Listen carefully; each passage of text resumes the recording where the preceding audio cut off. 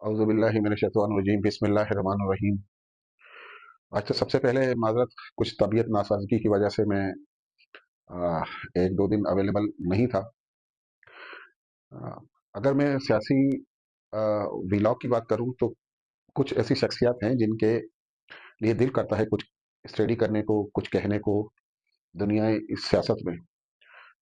तो मशरिक़ की सियासत में बहुत से नाम हमारे इंडिया, पाकिस्तान में रहे। उनमें सबसे ज़्यादा नाम जो कि मशहूर हुआ वो शहीद ज़ुल्फ़िकार अली भुट्टो का। इनके बारे में ये मशहूर है कि वो ज़ुल्फ़िकार अली भुट्टो जो है वो अवामी लीडर थे। उनका मैनिफेस्टो में सबसे बड़ा नारा रोटी, कपड़ा और मकान का। उन्होंने कहा कि इस्लाम हमारा दीन है, माशरे में मसावत का ज़िक्र किया, सियासत में जमहूरियत का ज़िक्र किया और ताकत का सरचश्मा अवाम का ज़िक्र किया। अब इनके इन मैनिफेस्टो में इन्होंने किस हद तक इस पे अमल किया, आइए उनकी ज़िंदगी पे, उनकी पॉलिटिकल एफर्ट्स पे, जो कि उनकी खुद की हुकूमत पाकिस्तान पीपल्स पार्टी के आने के बाद उन्होंने पाकिस्तान को क्या दिया, क्या वो अपने मैनिफेस्टो पे पूरे उतरे, ये फैसला आपको करना है। मैं सिर्फ रोशनी डालने वाला हूँ। आपको फैसला करना है कि आप भुट्टो ने अपना वादा कि पूरा किया या नहीं किया। हाँ, किसी हद तक मैं तज्जिया करने का हक जरूर रखता हूँ। भुट्टो साहब ने जो रोटी, कपड़ा और मकान की बात की, तो मैं आपसे जिक्र कर रहा था कि भुट्टो साहब ने जो रोटी, कपड़ा और मकान का जिक्र किया, तो क्या इस पे उन पे कितना अमल किया, क्या नहीं हुआ, इस तज्जिए को लेके, इसके उनके ज़िक्र को लेके इस पे बातचीत तो हो सकती है। क्योंकि भुट्टो साहब खुद ये फरमाते थे कि मेरी पॉलिटिक्स उस वक़्त ख़त्म हो जाएगी कि जब 70 क्लिफ्टन का दरवाज़ा आम आदमी के लिए बंद हो जाएगा। लिहाज़ा हम इस बात पे इस नतीजे पे पहुँचे कि भुट्टो एक अवामी लीडर थे। अब क्या उनका कहना और उनका इम्प्लीमेंट, अगेन मैं ये बात कहूँगा, क्या उस पे हुआ या नहीं हुआ? इंसानी ज़िंदगी, इंसानी माशरे के कुछ पहलू हैं। जब आप उसको मुल्क की हैसियत से देखते हैं, तो इंसान को, सोसाइटी को, उस मुल्क के रहने वालों को कुछ सहूलतें चाहिए होती हैं। बदनसीबी से हमारा ईस्टर्न माशरा, पर्टिकुलरली पाकिस्तान, इंडिया, नेपाल, बांग्लादेश, अफगानिस्तान, इन पे हम वादों पे इम्प्लीमेंट होना बहुत कम देखते हैं। लेकिन क्या भुट्टो, जुल्फ़िकार अली भुट्टो शहीद इस पे अमल कर सके या नहीं कर सके? सबसे जो हमारे माशरे में जो सबसे बड़ा मसला है वो रहा है और था, और उसमें सब कानून, सेहत, एजुकेशन, रोजगार। रोजगार में अगर आप जाइएगा तो agriculture policies, labour policies, industrialist और सोशल वेलफेयर, ये तमाम चीजें आपको उसमें रोजगार के जब हम डिस्कस करेंगे तो इसमें आपको ये चीजें डिस्कस करनी पड़ेंगी। तो आइए आज हम और जुल्फ़िकार अली भुट्टो पे एक नज़र रखते हैं, डालते हैं, और उनके रिफॉर्म्स पे एक नज़र डालते हैं। इससे पहले मैं एक बात ज़रूर कहूँगा कि भुट्टो साहब के लिए भुट्टो साहब ने जो एफर्ट्स की वो कितने अरसे में की और मज़ीद वो कितना काम कर सकते थे, हैं जो कि उनको सियासी जो तौर पे हैंग कर दिया गया जुल्फ़िकार अली भुट्टो को एक आमिर ने। तो उससे के अलावा हम ये देख सकते हैं कि आज एक मखसूस एक ग्रुप ये कहता है कि हमारी हुकूमत 3.5 साल में ख़त्म हो गई, नहीं तो हमारे रहनुमा यानी कि कैदी नंबर 804 बहुत कुछ कर सकते थे। तो 3.5 पौने 4 साल को स्टडी भी हम करेंगे। अगली किस्तों में पीटीआई को भी हम डिस्कस करेंगे, इमरान खान को भी हम डिस्कस करेंगे, उनके अचीवमेंट को भी डिस्कस करेंगे, उनके वादों को भी डिस्कस करेंगे। इसी तरीके से नवाज शरीफ के वादों, उनके अचीवमेंट और इनके फ्लॉ को भी डिस्कस करेंगे। आइए हम एक नजर रखते हैं जुल्फ़िकार अली भुट्टो पे।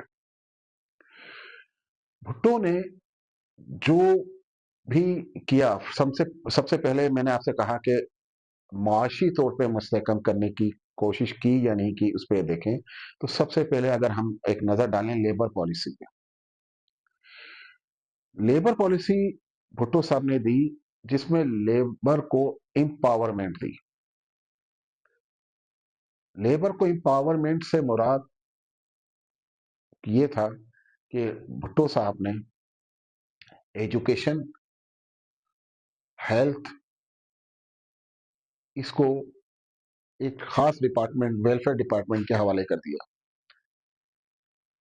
ये इतना बड़ा अमल था कि मजदूर जो है वो इससे खुश हो गया, क्योंकि हेल्थ और एजुकेशन, क्योंकि मजदूर का बेटा मजदूर, किसान का बेटा किसान बन रहा था। भुट्टो प्रैक्टिकली सोसाइटी में तब्दीली लाना चाहता था। उसका ताल्लुक नारे से नहीं था। भुट्टो एक ऐसे गरीब आवाम के वजूद का नाम था जिसने हमेशा पिसे हुए गरीब लोगों का, मजदूरों का ख्याल किया। लिहाजा भुट्टो साहब ने जो रिफॉर्म दी, सबसे पहले लेबर पॉलिसी दी। लेबर पॉलिसी में उनको घर, मजदूरों को घर, मजदूरों की एजुकेशन, बच्चों की एजुकेशन और सेहत, और उनको एक तरह से उस इंडस्ट्री का हिस्सा दे दिया। भुट्टो को लेफ्ट की सियासत का रूह है रवा या सोशलिस्ट कहा गया, क्योंकि भुट्टो ने कहा सोशलिज्म हमारी मीशत है। इससे आगे अगर हम चलें तो आम इंसान के लिए क्लास 1 से लेकर मैट्रिक तक की एजुकेशन फ्री कर दी गई, और ये तालीम दरअसल भुट्टो ने गरीब आवाम, पिसे हुए आवाम, पसमानदा आवाम के लिए फैसला किया कि इनकी एजुकेशन फ्री की जाए। मैंने आपसे अर्ज किया कि किसी भी माशरे की, जो हमारे मुल्क पाकिस्तान या इंडिया या नेपाल या बांग्लादेश की बुनियादी जरूरतों को ही हम डिस्कस करते रहे, तो भुट्टो ने इन तमाम चीजों को डिस्कस, ना सिर्फ डिस्कस किया, बल्कि उन पे अमल दरामद करने की कोशिश की और किया भी। हो सकता है भुट्टो एक इतनी बड़ी पर्सनैलिटी है और उन्होंने इतना बड़ा काम किया, तो यही वजह थी कि जो पिछले व्लॉग्स में मैंने कहा कि पीपल्स पार्टी के लोगों ने अपने आप को जलाया, लोग फांसी पे चढ़े जी ये भुट्टो कहते हुए।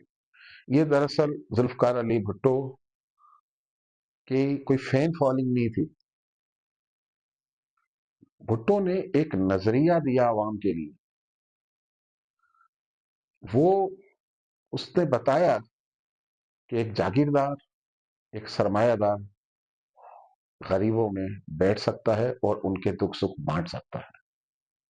लिहाजा एक जगह भुट्टो साहब ने कहा, भुट्टो एक नहीं है, भुट्टो दो हैं, एक मैं और दूसरी मेरी आवाम। यही वजह है कि इन सवालात का जवाब आज तक लोग ढूंढते हैं। काश वो उन गरीब, मजदूर, महकूम लोगों के घर में जाए जहां अब भी भुट्टो के नारे लगते हैं। भुट्टो ने जो आवाम को शऊर दिया वो ये था कि पाकिस्तान में सिर्फ दो कौमें हैं। ये एक तबकाती लड़ाई है। ये लड़ाई है प्रिविलेज, मरात याफ्ता तबका और पसमानदा तबके के दरमियान। भुट्टो साहब की रिफॉर्म में ये जिन बातों का मैं जिक्र कर रहा हूं, एजुकेशन रिफॉर्म है या लेबर पॉलिसी हो या ज़रूरी इस्लाहात हो, زرعی اصلاحات میں انہوں نے زمینیں جو ہیں وہ ایکچولی انہوں نے صنعتیں بھی نیشنلائز کی، جس پہ بات پہ بڑا بحث کی گئی، لیکن آج بھٹو صاحب مزدور کو امپاور کرنا چاہتے تھے۔ راول پنڈی کے جلسے میں آج کے نوجوانوں کو یہ بتانا چاہتا ہوں کہ بھٹو صاحب نے ایک جلسے میں تقریر کی اور کہا کہ مجھے پتا ہے کہ گھی مہنگا ہو گیا ہے اور میری حکومت میں مہنگا ہوا اور لوہا مہنگا ہو گیا ہے، ہم یہ چیزیں امپورٹ کرتے ہیں اور گھی جو ہے مل والے، یہ صنعت کار، یہ جاگیردار بلیک میل کرتے ہیں، لہذا میں ہاتھ جوڑ کے معافی مانگتا ہوں کہ میری حکومت میں ایسا ہوا، لیکن نہیں، میں اس تسلسل کو جاری رہنے نہیں دوں گا۔ میں عوامی، میں عام آدمی کے لیے وہ صنعتیں بناؤں گا، وہ چیزیں بناؤں گا جس کی وجہ سے میں بلیک میل نہیں ہو سکوں۔ لہٰذا اسی ارلیئر 70s میں ذوالفقار علی بھٹو نے گھی کارپوریشن آف پاکستان بنایا، جس کی وجہ سے عام مزدور کو سبسڈی پہ گھی ملنا شروع ہو گیا، عام انسان کو، صنعت کار اور جاگیردار کی بلیک میلنگ ختم ہوئی۔ پھر اسی ذوالفقار علی بھٹو نے ان ارلیئر 70s میں اسٹیل میل بنائی، جس کی وجہ سے لوہا سستا ہوا۔ پھر ذوالفقار علی بھٹو نے ارلیئر ہی 70s میں 72 73 میں شناختی کارڈ بنایا، جس کی وجہ سے آپ کے لیے پاکستانی ہونے کا ثبوت ملا۔